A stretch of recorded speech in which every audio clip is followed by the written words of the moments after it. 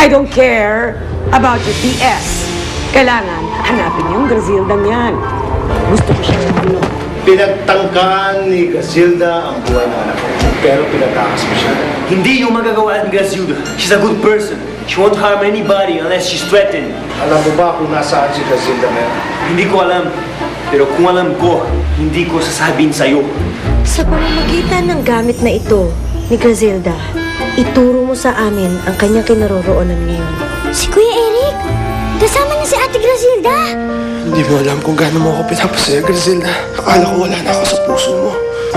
Mula noon hanggang ngayon, walang nagbago sa nararamdaman ko para sa iyo, Eric. Basta ang alam ko, hindi dapat malaman ng daddy mo na nagkita na kami ni Matilda. Nakita na kayo ni Matilda? Yes! Si Matilda nga ang pinag-uusapan namin. Ang babae mo. She's real! And I can't handle this, Andy! Ngayong malinaw na ang lahat, hindi ko na palalagpasin ang pagkakataong to. Grazilda, magpakasal na tayo.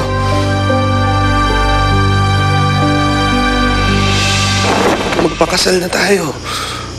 Hindi ko sukat na kailangan mangyayari ito, Eric. Naaayahin mo akong magpakasal.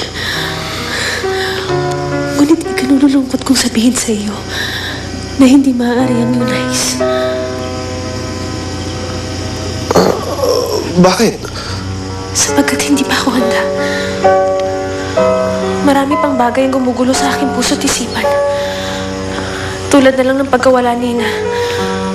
Nais ko muna talaga siyang makita, Eric. Tama ka. Pasensya na kung hindi ko agad naisip yun. Medyo nadala lang ako sa nararamdaman ko.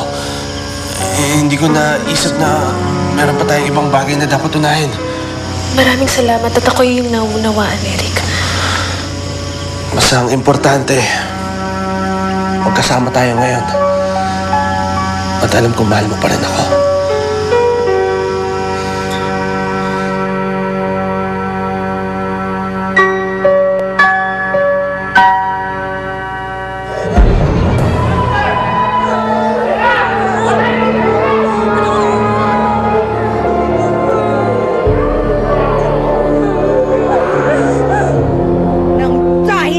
Paniniwala sa Fairy Godmother. Kaya ako nangihina! Ipakasin ka niya! Ibig sabihin, mas malakas pa rin siya sa'yo! Tama! Gagawa siya ng paraan para mailigtas ang siya sa kasamaan mo! Hindi ako papayag na magpatuloy ang inyong pananampalataya sa kanya!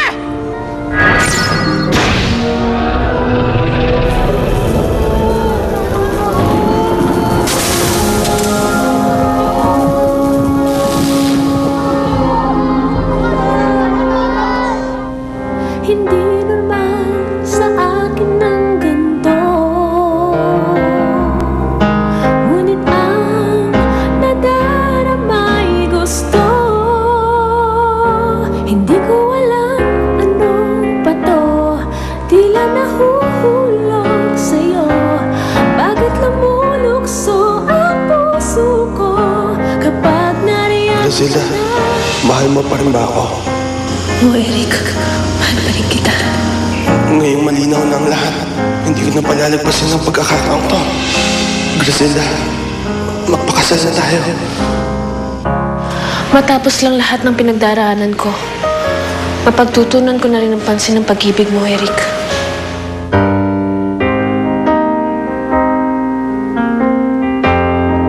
Gagawin ko ang lahat para matulungan ka, Grazilda. Pinapangako mo.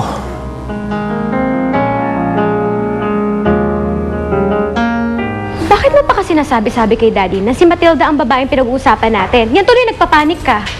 Dahil gusto kong masaktan ng daddy mo. That's why I told him the truth. Pero, Mom, si Daddy ba talaga nasaktan o ikaw? Paano kung malaman ni Daddy na tinatago natin si Matilda? Anong gagawin mo, Mom? God forbid. Kapag may nalaman na akong impormasyon kung nasan si Inay Matilda, babalik din ako agad.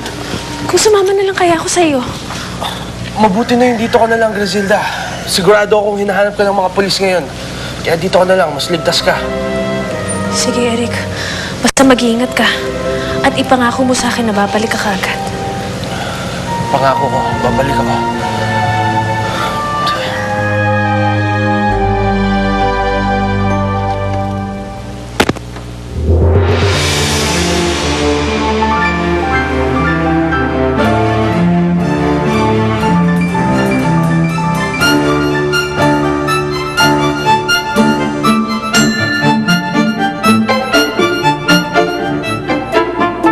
Tanggapin mo ang aking munting regalo. Makikita mo ang kaharian ng Fantasia sa bagay na yan.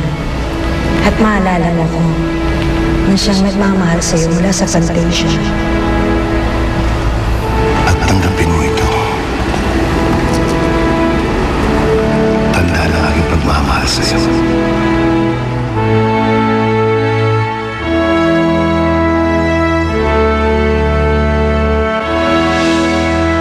Alam kong mali, pero mahirap takasan ang katotohanan. Ikaw pa rin ang mahal ko, Matilda. Kung nakita ka din na Veron at Cindy, posibleng nandito ka lang kasama ang ating anak. Sana makita tayo muli. Sana'y magtagumpay ka sa paghahanap mo kay na, Eric.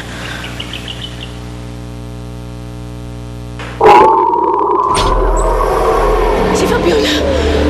Baka siya na naman ito!